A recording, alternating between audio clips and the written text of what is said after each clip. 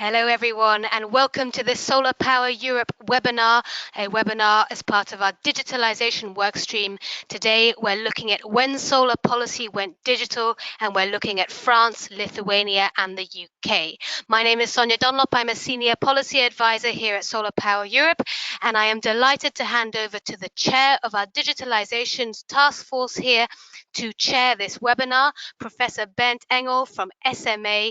Bernd, over to you to chair the webinar. Thank you. Okay, thank you, Sonia. Hello, everybody. We had already a lot of application cases in our task force digitalization. Today, I'm delighted to have three other very interesting application cases for digitalization of our solar industry from France, Lithuania, and UK. And so we start with the first presentation.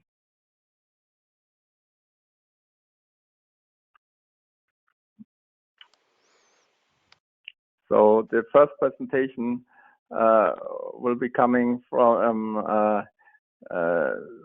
UK. It's about sandboxes to promote innovation, the Bannister House Estate case study.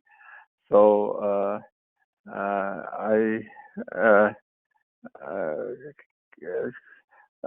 would like to hand over to Gemma Stanley, Policy Analyst, the UK Solar Trade Association. Hi everyone, and thanks to SolarPower Europe for hosting this webinar. I thought the report produced on this topic was very interesting, and it's great to be able to talk to you today about the approach that the UK has taken to facilitating digitalization in the energy and solar sectors. I'm just going to wait to have control of the PowerPoint slides, which hasn't come up yet.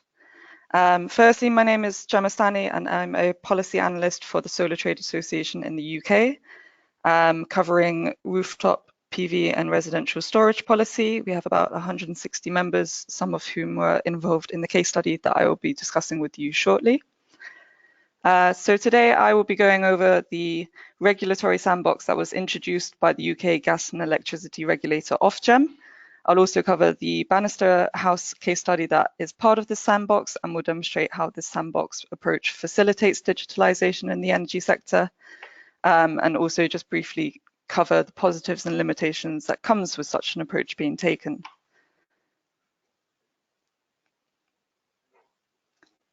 So regulatory sandboxes are not a new concept. Originally, they were used in the world of software development and applied to fintech innovation. I know that they've already been used in other countries, such as the US. The premise of the idea is basically to allow trials and pilots to be tested in a situation where all of the normal rules and regulations do not apply. So in terms of the software area, it permits new code to be tested in a ring-fence setting without affecting the operations and safety of the wider system. So you can see why its application to the energy sector would be appealing to encourage and test innovation in areas such as solar. The UK regulatory sandbox was introduced by Ofgem in February 2017, so it has been open for about 2 years now. Since its inception, it has proven very popular with nearly 70 expressions of interest. This has occurred across 2 windows that Ofgem has run. These windows, as they're called by Ofgem, is where companies have the opportunity to express interest in receiving the benefits that the sandbox provides. And these benefits can come in the form of advice and guidance about their ideas, as well as comfort about Ofgem's approach to the enforcement of the regulations that apply to them.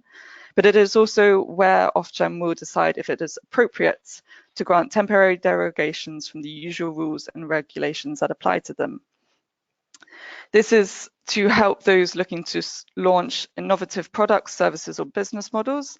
The projects that are granted with exemptions are then allowed to trial their idea in order to determine whether or not there is a consumer benefit to what they're proposing. This will help inform whether such pilots should be supported more widely by the regulations in the energy sector, and so what should be done moving forward. And it was aimed to help groups such as startups, local councils, community organizations, amongst others. So if the businesses that apply are granted derogations from the regulations that usually apply, this is specifically as a one-off temporary exemption. Ofgem are absolutely clear that the sandbox is not intended to be an ongoing solution, and as such, all trials will last about 2 years from the date of their approval. So now we have about 7 trials in the sandbox underway. Mostly these trials involve electricity supply to a small number of domestic customers, and all but one was seeking to maximize the benefits of locally produced and stored electricity for local consumers. The consumer protection within these trials is also taken very seriously.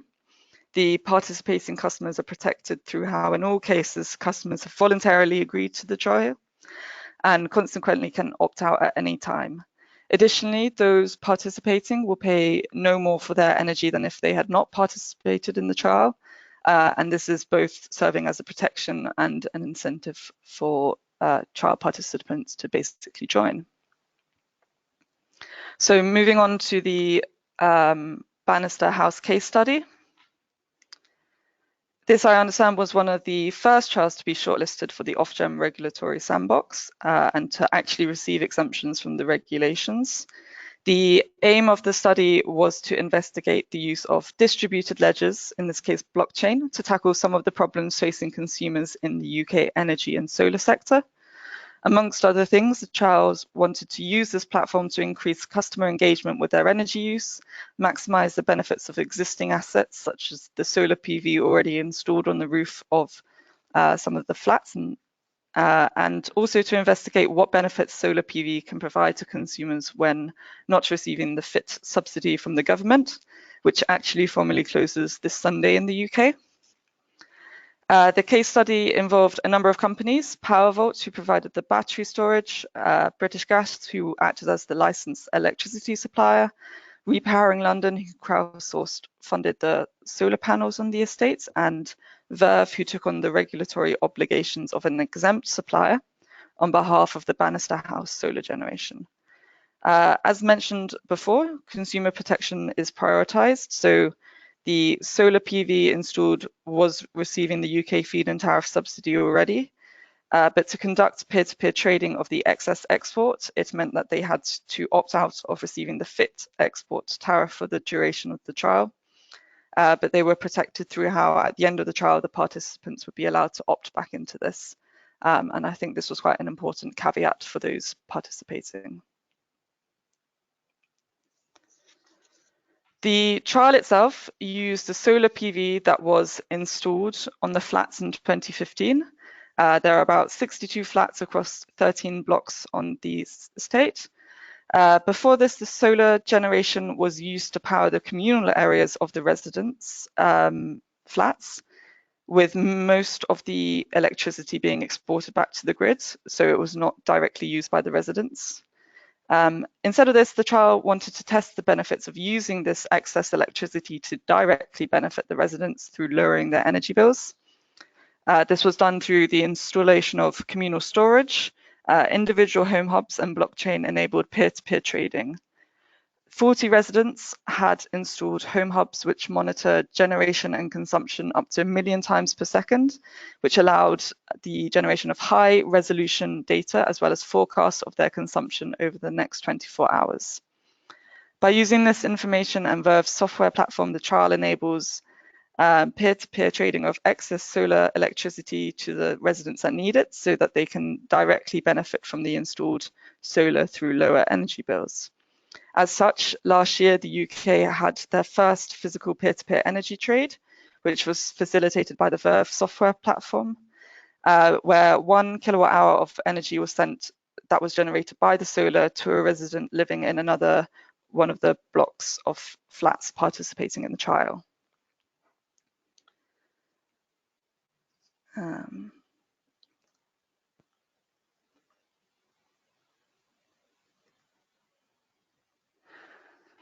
So in terms of whether regulatory sandboxes help the solar industry go digital, the trial itself is still underway, so it's too early to tell what the outcome of this specific trial will be in terms of the consumer benefits.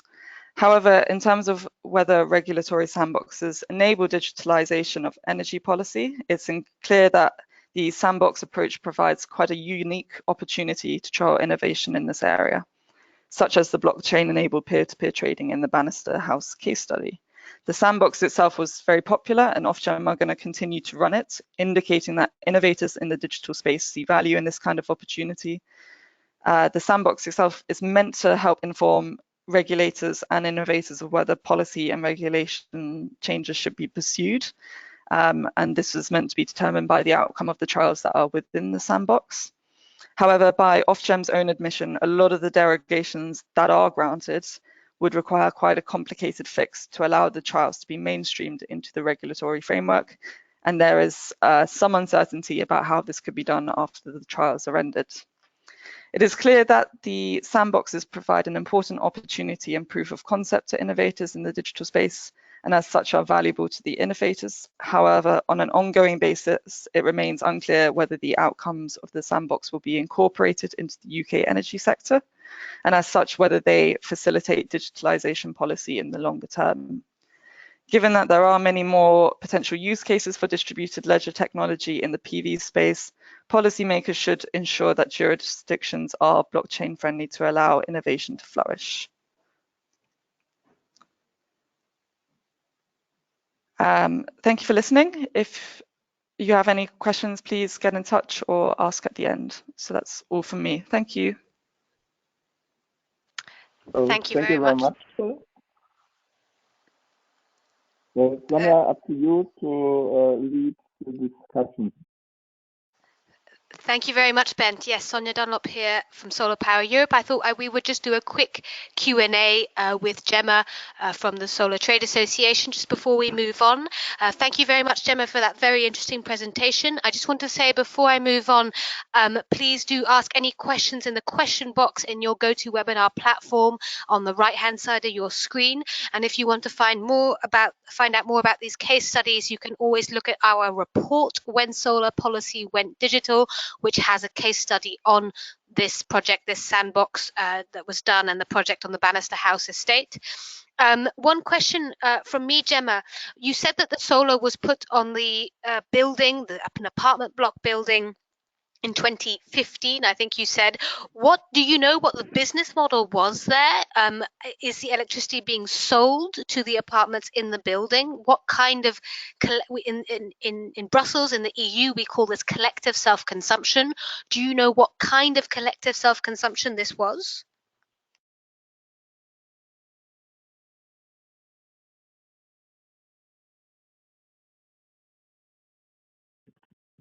So the solar was installed on this estate in 2015, which was when the UK feed-in tariff subsidy was still around. So it's my understanding that a community organisation called Repowering London crowdsourced the solar.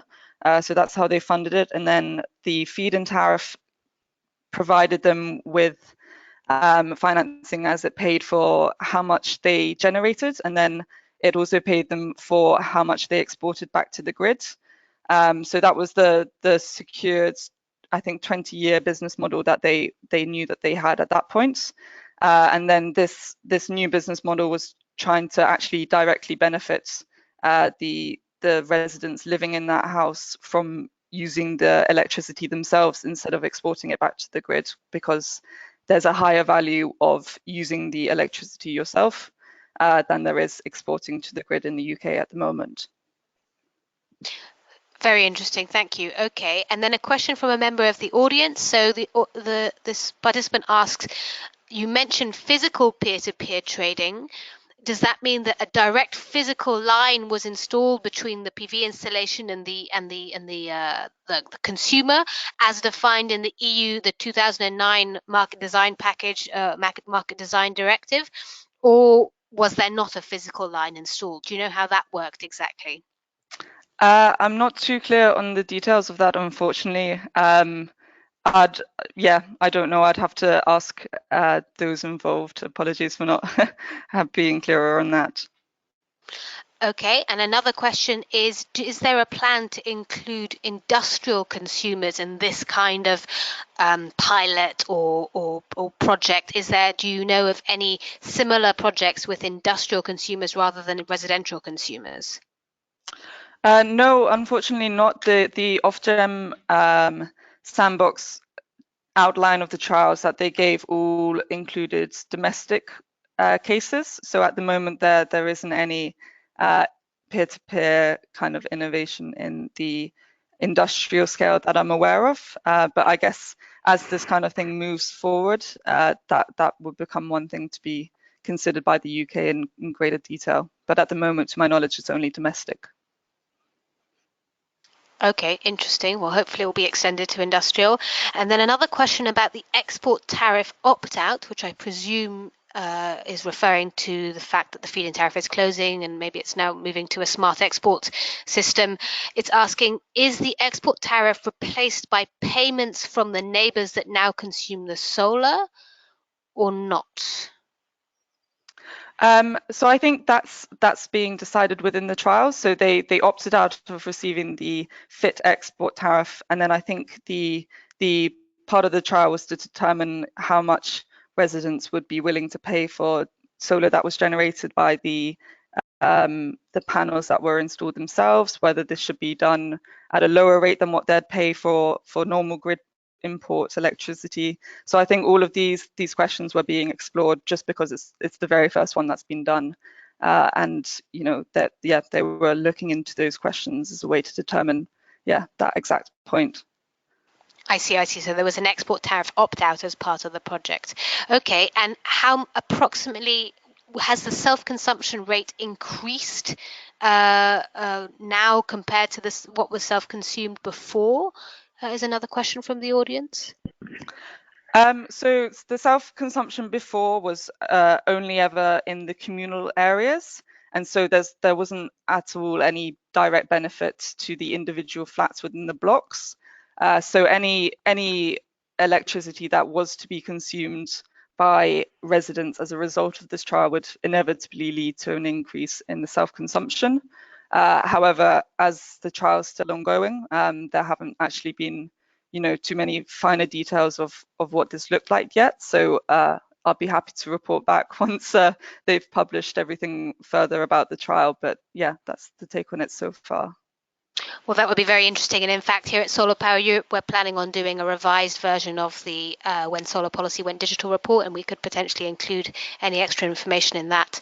A question here from what sounds like an EU policymaker. We're thinking of implementing some kind of sandbox regime in Brussels. What would be your key recommendations when designing a sandbox regime?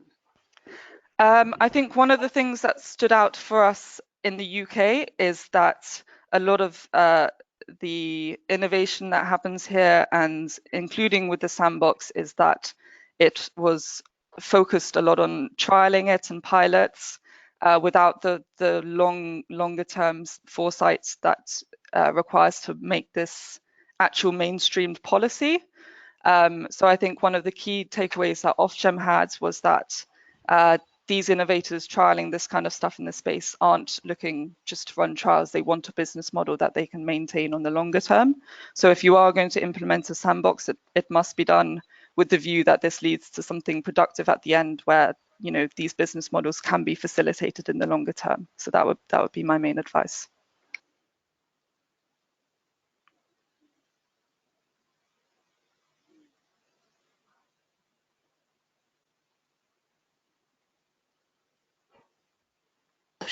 One more question before we move on. How long does the sandbox run for, or does it vary from case to case? In terms of the trials that are allowed, it's a maximum of 2 years from when they are granted their derogations. So I guess if you're shorter than that, that would be allowed. However, yeah, the maximum is 2 years. Great, thank you very much. Bent, I would like to hand back to you to introduce the next speaker. Okay, so thank you also from my side for this very interesting case. And now we are moving on to the Lithuanian application case with a net metering framework. So I hand over to Dovil Amandite, and so I'm looking forward to your presentation. Yes, hello, can you hear me?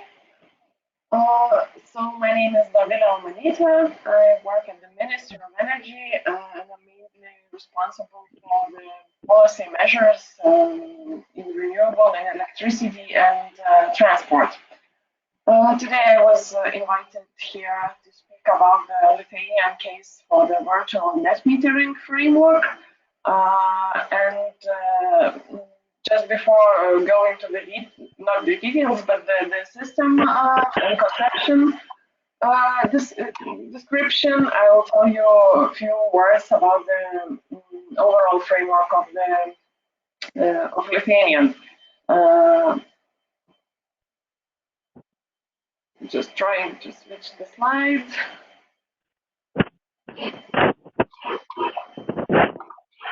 Okay, next slide, please.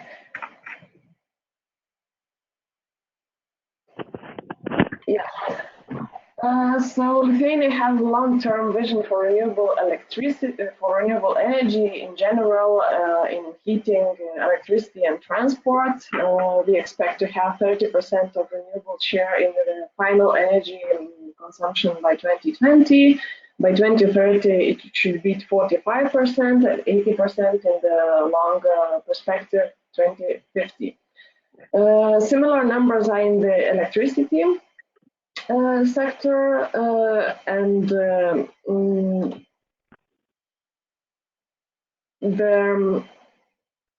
electricity sector consists of the we call it small scale and the large scale. So the small scale for us is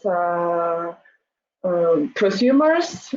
We set in our national strategical documents ambitious targets for the prosumers.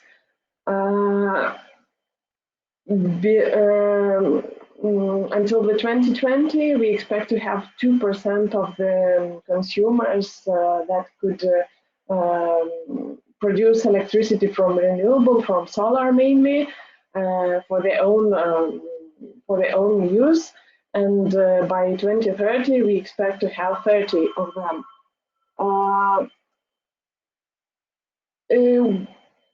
As we look and analyze the situation in Lithuania, we see that most of the households in Lithuania are have very, very small consumption yearly. So it's like 60% of households.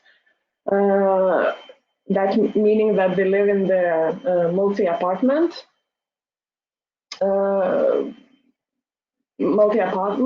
buildings.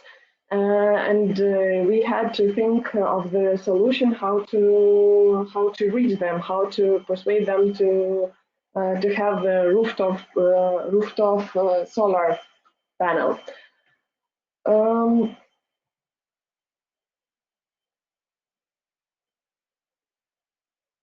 Yes, so far we have had a few steps in the legal framework. We had already removed some regulatory restrictions and shortened the procedures to have the solar panel on the roof. We had foreseen the financial model. We have opportunity to get the subsidy for the installation, and we are currently at the stage of regulatory framework for prosumers in the multi-apartment buildings, and the next steps will be related to the electricity market deregulating. And we already have breakthrough of the prosumers in Lithuania.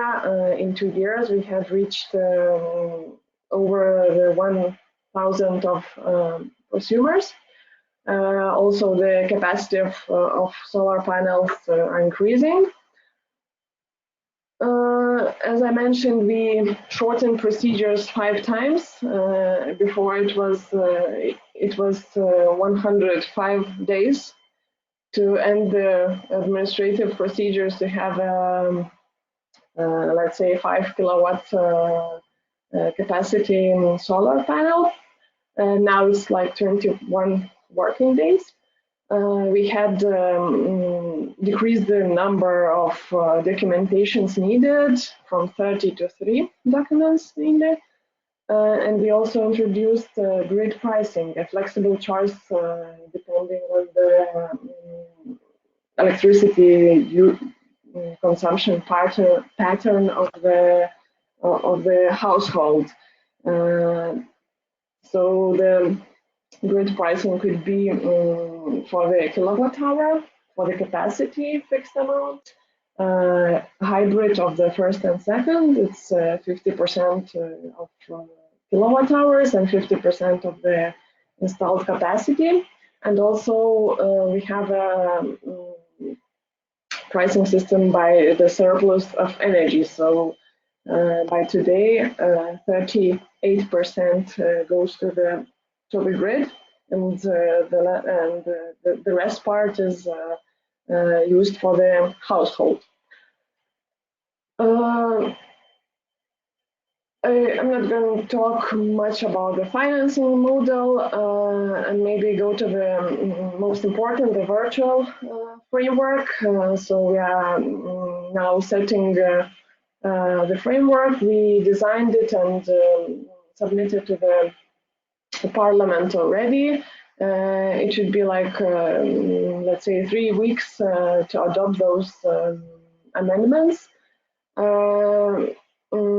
And this framework enables to become prosumers in the multi-apartment buildings because of the we separate consumption point and production point. So we also remove the permits for the prosumers up to 30 kilowatt. So currently we had a simplified system for the 5 kilowatts, and now we have even higher cap for that. And we also don't put much restrictions on the installation's capacity. Today it was 10 kilowatt for the household and 100 kilowatt for the legal entities, and now we have amendment to have in general 500 kilowatts for that. So how does the virtual net metering works? The electricity from the solar power is produced in other area than it is consumed. The infrastructure fee is charged for each kilowatt hour sent through the electricity network. For the virtual net metering, it's 100 of the infrastructure fee, and the produced electricity in the other area is deducted from the prosumer's bill. So this law should be adopted, like I said, after 3 weeks, and it's come into power in this year, October. So mainly we will have 3 individual approaches, 3 types of prosumers. One is on-site solar power plant. It is developed on the consumer's property. They can have instant consumption, so it's more better for them. They can use the grid pricing alternatives. All 4, and the second type would be the virtual private.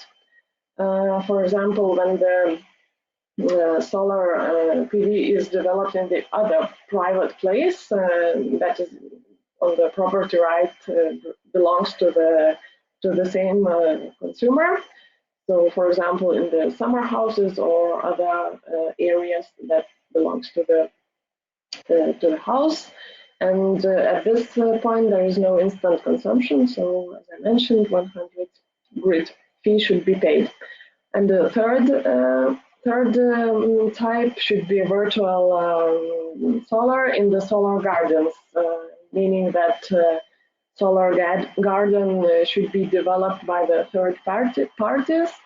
No restrictions for this project. For example, it could be like 3 megawatt capacity solar garden, and the third party just sells the parts for people that are interested, and the consumer owns a part, and as a property, they have property rights on that, and also there's no instant consumption. Unfortunately, I cannot tell more details how it should be in practice. As I mentioned, we are still on the approval stage. Maybe in the summer I will have more details. As far as we know, the grid operators are developing the IT tools for that. It will be needed to link those consumption and production points, and also the billing system should be, let's say, smart. What is going on now also in Lithuania? We have an initiative by the state-owned company Lietuvos Energia. They are developing a web platform for the solar gardens and let's say crowdfunding. So it is very in line with our legal framework. They are planning to have a list of the project developers in this platform and the projects available. And as far as I know, it should be the like auction principle applied when the consumer that wants to have a part of the solar garden, they can look in this platform and choosing the price and the size, they can choose from the available projects.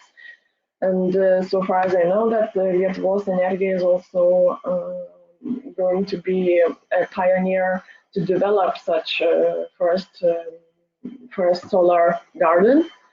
And we will see how it will go. Yeah, that's it from me. Thank you very much.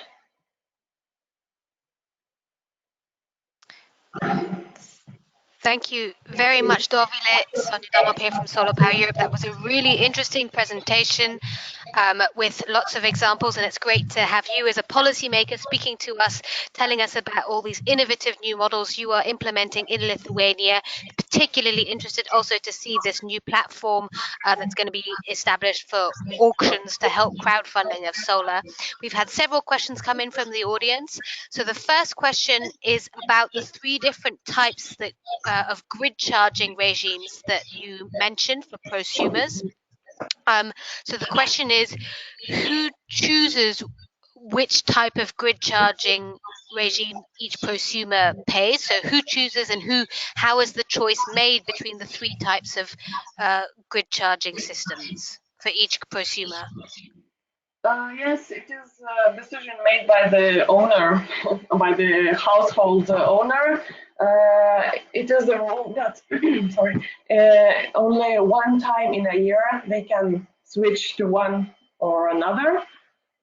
So as I mentioned, it should be chosen depending on the consumption pattern. For example, if you are able to consume all the electricity that you produce instantly, or you have to, put your electricity into the grid. So depending on that, it could be, calculated by the owner and chosen. Yes, that makes total sense. But do you think a typical household has advanced enough analysis to really be able to choose, or do you think their utility or their solar provider helps them choose the scheme that works best for them? Because these are quite advanced choices, no?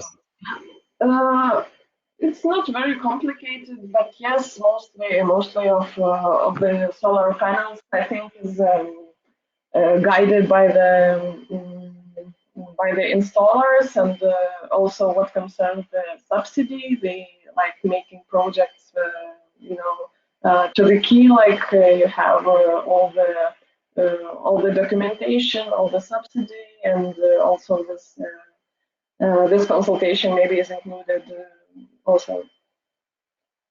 Okay, and then another question that's come in from the audience. So it's a question, you mentioned that a number of permits and administrative procedures have been removed. Can you be more specific and explain which permits or which administrative procedures or which permit procedures you have removed? Yeah, it was. We had from our old system all the permits. That is also for the large scale projects. We had at the first we had all the same permits for developing, then for production of electricity, and also of the environmental assessments and so on. It was initially the system from the old times, and we after it became important for us, we looked through and we just removed all the unnecessary documentations. Okay, great. I think that's something that would be very welcome across Europe as well. Another question. So I think if I understand this question correctly, the question is which side pays the grid charges? So is it the producer that's injecting the electricity in the grid that's then going to be virtually net metered or net consumed somewhere else? Or is it the consumer that pays that grid charge? Or if I understand it, the house and the summer house says, for example, has to be owned by the same entity, right? So I guess it doesn't really make any difference if it's the producer point or the consumer point that pays the grid charge. What can you clarify? Yeah, if I understand right, so the household pay for the charge, for the grid charge. And in case of the large projects made by third parties, those third parties, those companies are not prosumers. They are just companies working in the electricity sector, and they don't get all those privileges of prosumers.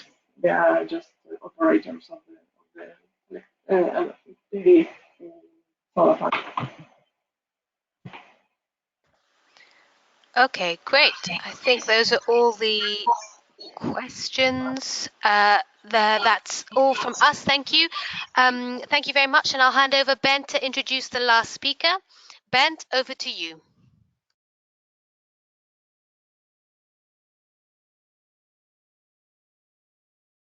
Last word from my side to Dovile. I would like to have such an innovative Ministry of Energy in Germany. So congratulations for this presentation and for the regulatory framework and for prosumers in Lithuania. So last presentation. Now we are going to France. The France's collective self-consumption model, en français, le modèle autoconsommation collective en français, en France, case study. The presentation will be presented by Sylvain Blarel, chargé de projet, cohérence énergie. En français, in French, but at the end, there will be a short conclusion projection by Sonia. So I hand over to Silva.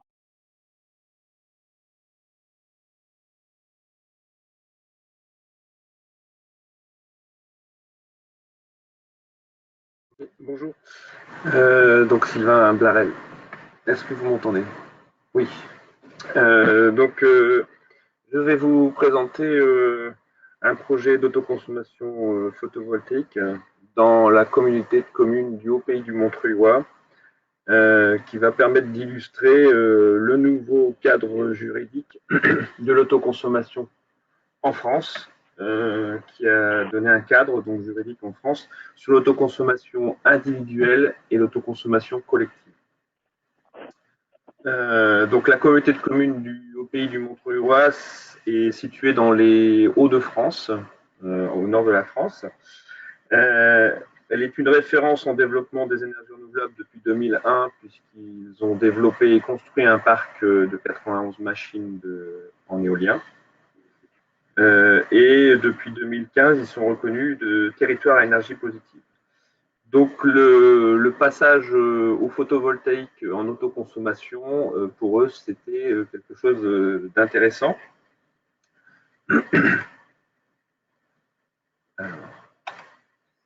Oui. Donc pour l'histoire du projet, nous, Cohérence Énergie, nous avons été missionnés en 2016 pour réaliser une étude de faisabilité pour la mise en place de systèmes photovoltaïques en autoconsommation.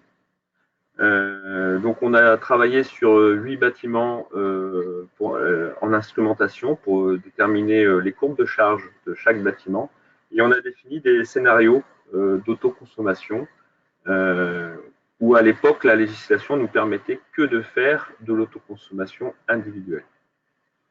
Voilà.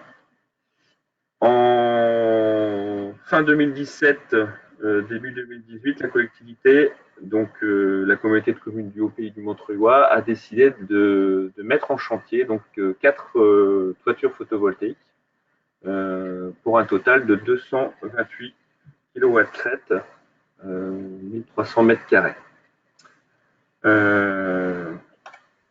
Donc ici, plus précisément, les données du projet, où ce qui est intéressant de constater avec l'étude qui a été menée en 2016 jusqu'à la mise en chantier en 2018, au final, ce qui s'est réalisé, c'est que sur les 4 toitures qui ont été installées, 2 toitures font l'objet d'une opération d'autoconsommation individuelle. Une toiture mutualise son énergie avec 2 autres bâtiments qui sont en autoconsommation individuelle. Et enfin, une dernière toiture qui fait, elle, l'objet d'une opération d'autoconsommation collective. Donc ça a été un découpage de 4 toitures sur le territoire à Fruges. Donc la mise en service a eu lieu en 2018 et c'était un investissement de l'ordre de 270 000 euros. Plus précisément, sur l'opération d'autoconsommation collective, donc c'est simplement sur un bâtiment, sur les 228 kW crête, il y a eu 33 kW crête qui ont été ciblés pour l'autoconsommation collective.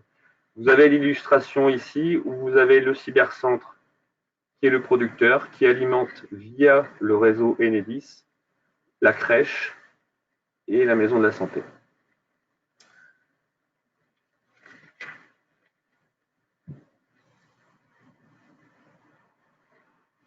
Donc ici, les 3 bâtiments appartiennent à la collectivité. L'énergie donc est acheminée par le réseau d'Enedis. Et ceci peut être réalisé parce que nous avons mis en place, et c'est déployé partout en France, des compteurs communicants. Donc qui vont pouvoir faire remonter les consommations et les productions au pas de temps de 30 minutes. Voilà.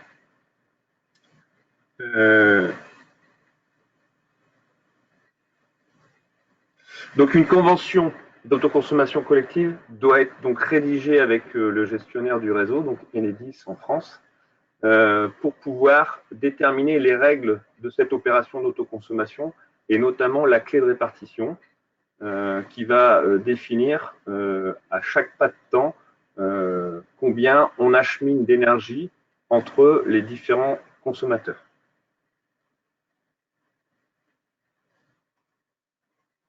Enfin, sur la question économique, donc pour le cas que je vous ai présenté, on est sur un coût de production de 84 € du mégawattheure, calculé sur 20 ans avec le LCOE. Ce que l'on constate sur le graphique qui est présenté ici, sur les deux premiers histogrammes à gauche, on a le prix de l'énergie sur le réseau avec le prix d'électrons et toutes les taxes qui sont au-dessus, pareil ici. Et ici, vous avez une comparaison entre les deux dispositifs, l'autoconsommation collective et l'autoconsommation individuelle.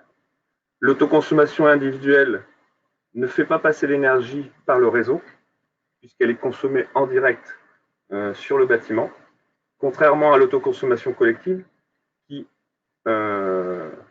passe par le réseau et donc passe par les compteurs, forcément, et de ce fait-là est taxée avec toutes les taxes sur notamment le TURC, c'est le réseau, la CSPE, etc. Voilà. Voilà un peu ce que je voulais vous présenter sur l'opération de Fruges, qui est en service depuis la deuxième semestre de 2018. Voilà. Merci beaucoup Sylvain, merci, c'est Sonia Dunlop ici de SolarPower Europe, merci pour cette présentation de ce projet très innovatif. Donc je vais juste maintenant faire un résumé en anglais. So Sonia Dunlop here from SolarPower Europe, so I'm now just going to do a very quick summary of the presentation in English for those members of the audience who do not speak French. So this is a project that has implemented a new framework for both individual and collective self-consumption in France. It's located in the north of France in a village or a town called Fruges, which is near between Lille and Calais. They first did a feasibility study in 2016 looking at the potential to put solar on 8 different buildings. And then in, I believe, 2017, 2018, they then implemented the project by putting solar on 4 different roofs in the area. 2 then of those rooftop solar installations were individual self-consumption installations. 1 then shared its electricity with 2 other buildings, and then 1 installation was a collective self-consumption installation with a total capacity of 228 kilowatt peak in total. The system was commissioned, went online in June 2018, and then focusing specifically on the collective self-consumption part of this project, the PV was installed on a cyber center. You may have seen the little map or drawing earlier on in the presentation, and then the PV electricity is then shared with the 2 buildings that are virtually next door, a kindergarten or crèche and a health center. All of these buildings belong to the municipality, to the local authority. So this is a project that was implemented by the local authority. As I understand it, the different entities within this project signed a convention, some kind of contract on how the electricity would be shared. They calculated a levelized cost of electricity for the solar of 84 euros per megawatt hour. And the bar chart that we're looking at now shows that the bar that's called ACC is the cost of the collective self-consumption electricity, which comes in just slightly lower than some of the grid electricity, although above the other the first two bars are the price of the grid electricity, and then the last bar is the cost for individual self-consumption electricity, which is considerably lower again. So that is a brief summary in English. I hope I've done it justice of the presentation that Sylvain Blarel did. I suggest we now move to questions and answers. Sylvain, est-ce que je peux vous poser une première question de ma part avant de passer aux questions des membres du public? La question est juste des deux barres que vous avez ici sur ce slide, fourniture du réseau TB et fourniture du réseau TJ. Quelle est la différence entre les deux? En fait, c'est deux acheminements différents de puissance au niveau du réseau public. Et donc, quand on est sur des petites puissances, on est inférieur à 36 kVA, on est sur des coûts du réseau un peu plus élevés, c'est-à-dire le TB, tarif bleu, et TJ comme tarif jaune. Chez nous, le tarif jaune, il est un peu moins cher que par rapport aux petites puissances. Donc voilà, c'est simplement donner un écart de prix de ce que l'on peut avoir sur le réseau, le prix du réseau. Okay, so just to translate in English, they're just differences, illustrative differences of the different kinds of prices you get for grid electricity and grid charging. Okay, let's move to the first question. En français, donc pourriez-vous clarifier l'interprétation du graphe dans le slide modèle économique? Ah, donc voilà, le graphe qu'on est en train de regarder maintenant. Et la barre ACC, est-ce que le consommateur paye? Et si oui, quel est son intérêt par rapport à se fournir de manière classique, soi-disant la première barre? Oui, tout à fait. C'est là toute la difficulté de l'autoconsommation collective en France, c'est de trouver un modèle économique qui soit pertinent. Aujourd'hui, les discussions au niveau du gouvernement se font encore aujourd'hui, notamment sur la taxe CSPE. Est-ce qu'elle doit s'appliquer toujours à des opérations d'autoconsommation collective, et des aménagements pour le TURP, on appellerait des micro-TURP. Voilà. Donc aujourd'hui, c'est l'état actuel des choses. Demain, ça risque d'évoluer, mais c'est bien pour ça le fait de faire des premières opérations qui sont un peu des démonstrateurs permettent notamment de voir toutes ces problématiques-là et de faire des remontées d'expérience. Merci. So just to translate in English, so the question was about, the answer was about the different taxes and grid charges that are payable on this electricity. So at the moment, as you can see from this bar chart, the collective self-consumption electricity, so the third bar there, pays the CSPU, which I understand to be the levies and like the levy control framework, or the levies and taxes on electricity, and also pays the TURP, which is the grid charging, that's the orange part. But as Sylvain explained, there is a possibility that this could evolve in the future. Okay, so now we go to the next question. So the next question is, are the different systems physically connected or is it virtual? Donc en français, la prochaine question, c'est est-ce que les différents bâtiments dans le système d'autoconsommation collective, est-ce qu'ils sont reliés physiquement ou est-ce que c'est virtuel? Donc ils sont reliés par le réseau public existant.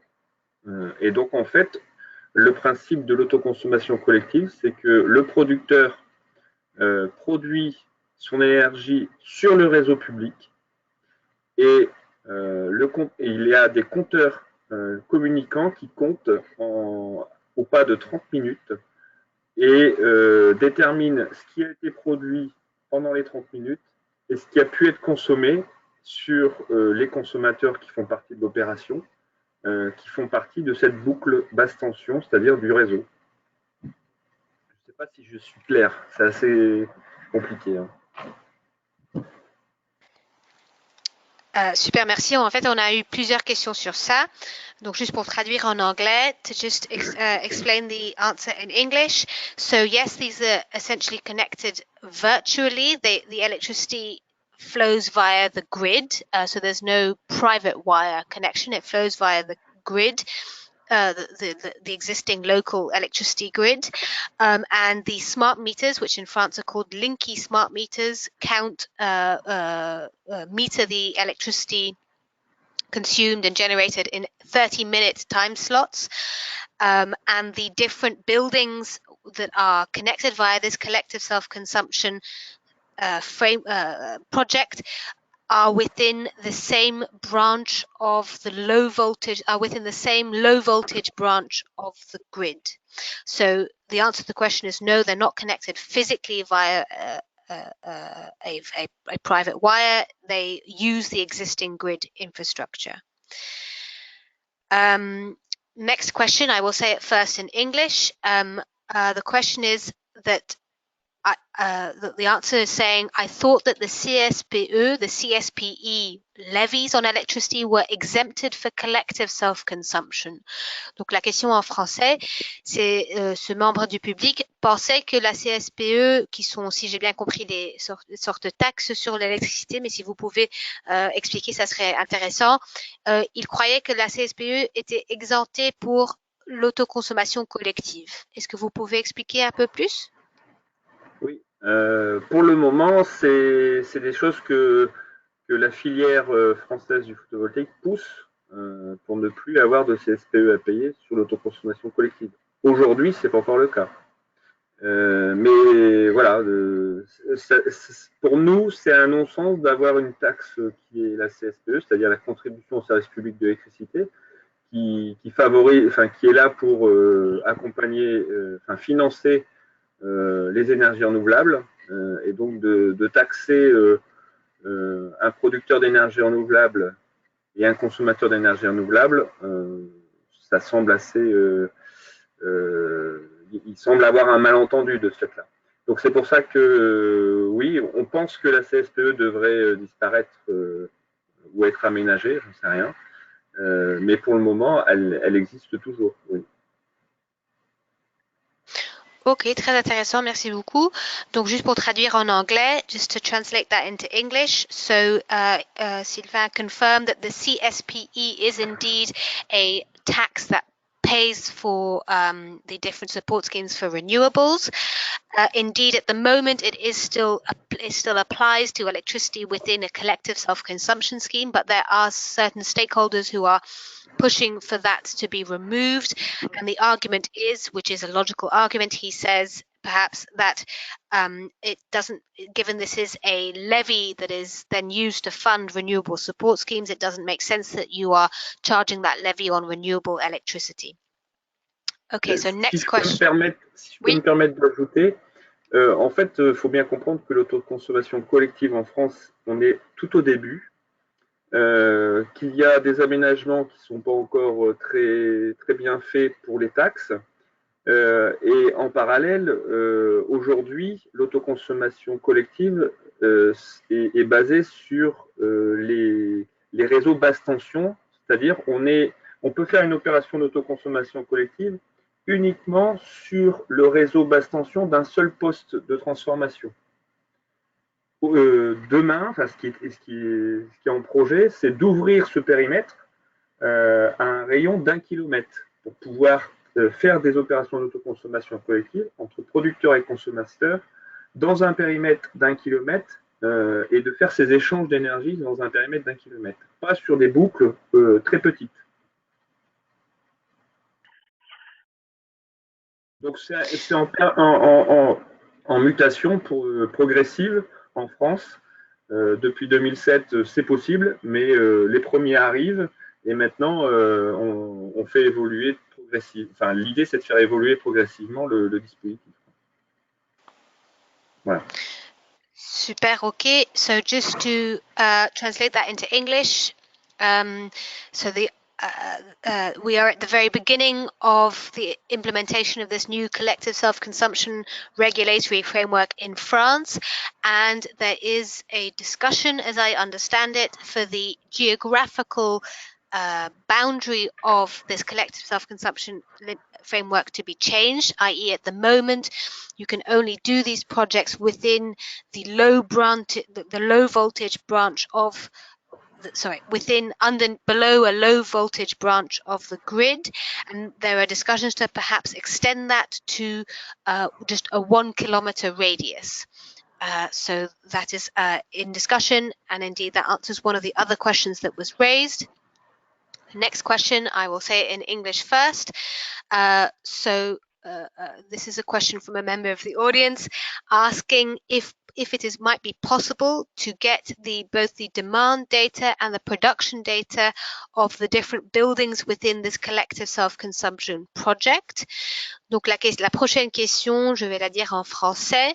Ce membre du public demande si ça serait possible de voir le data de la demande et de la production des différents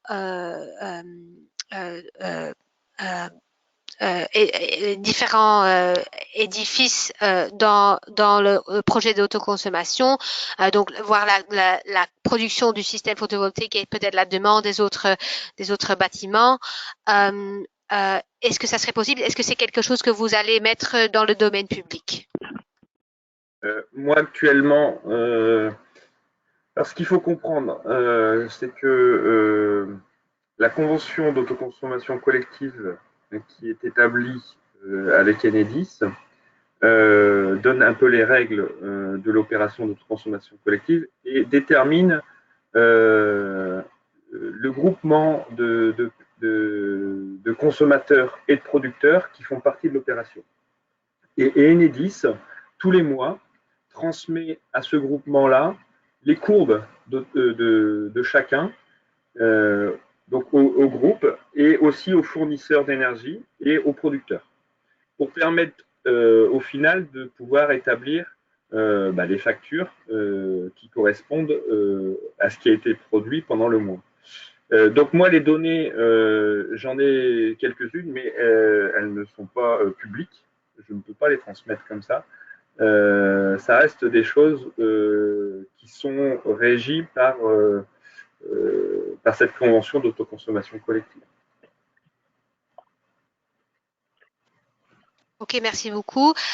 Juste une petite chose, je sais qu'on a dépassé un peu le temps, mais comme c'était très intéressant, comme il y a beaucoup de questions et comme je vois qu'il y a toujours beaucoup de participants qui sont toujours en ligne, je propose de juste continuer encore pour 5 minutes.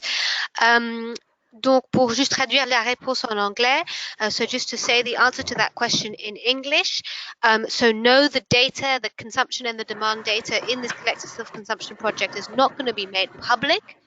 But the way it works is that Enedis, who are the DSO, the distribution system operator,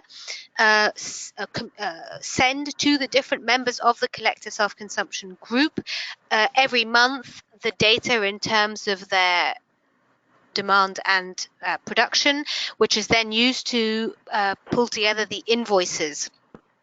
So this is data that is held by Enedis, presumably, I think, because Enedis own and operate the Linky smart meters, and Enedis hold this data and sends this data to the different members of the group. So the next question is again about the geographic boundary of this model. So the questioner is asking, how would the 1 kilometer radius be calculated? Would it be a 1 kilometer radius around the producer or the PV installation, for example? Donc la prochaine question en français demande si vous savez comment cette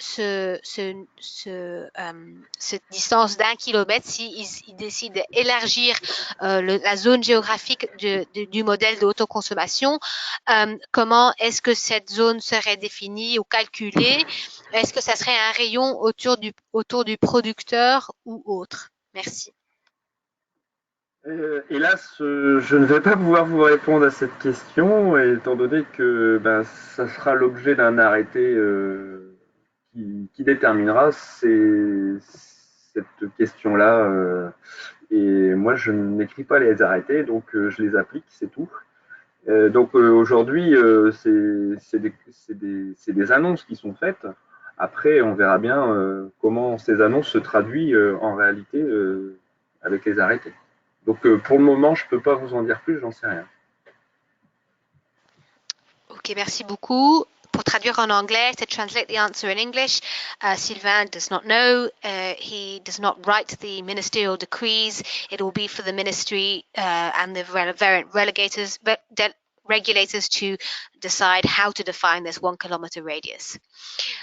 The next question is about platforms. So the questioner is asking who put in place the platform for collective self-consumption for the management of the PMO.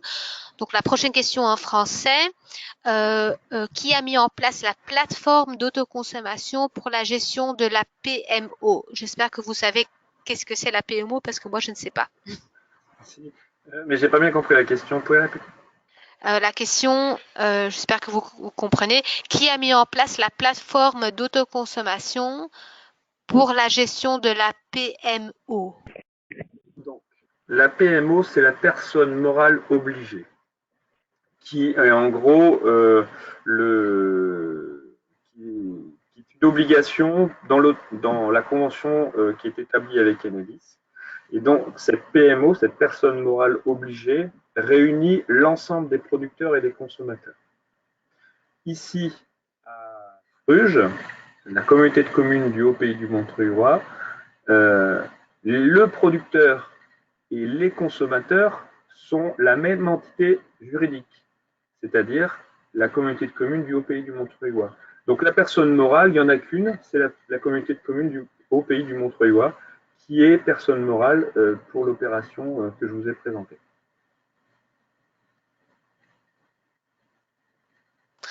Merci beaucoup. Donc, juste pour traduire la réponse en anglais, to translate the answer into English, PMO stands for Personne Morale Obligée, which means in English the legal person that has the obligation within the contract. This is established within the contract with Enedis, which is the local distribution system operator, the local DSO. And this PMO, as I understand it, this entity essentially brings together the producer and consumer entities within the collective self-consumption entity.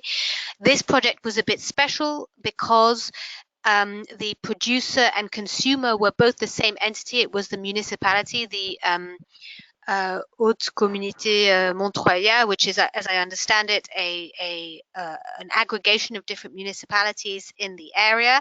So in this case, the producer and the consumer was the same yet legal entity, and then became the legal person entity, obliged entity in the contract.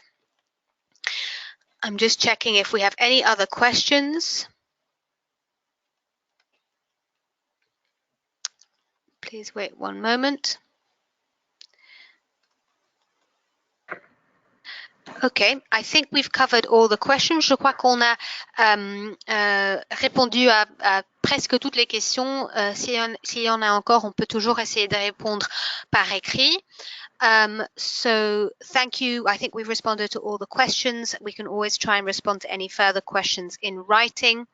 And by the way, the presentations that were presented today are available to download from this GoToWebinar dialog box under the handout section. So you can already download the presentations in PDF format. Merci beaucoup, Sylvain. And I'm going to now hand back to Bernd Engel, the chair of our digitalization task force, to make some concluding remarks and to end this webinar. Okay, thank you, Sonia. Thank you, all the speakers. And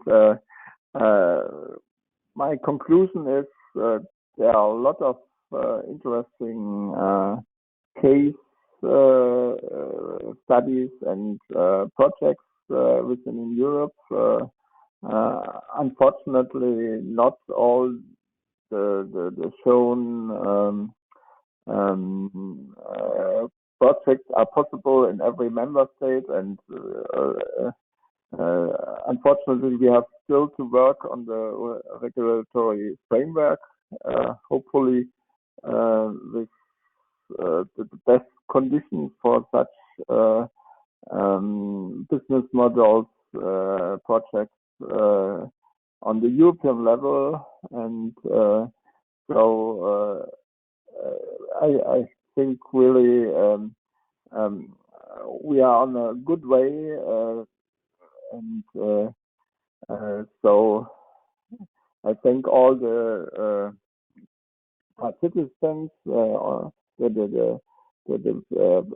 in this webinar, and for all also the questions. And I wish you a good day and a nice weekend, and thank you again.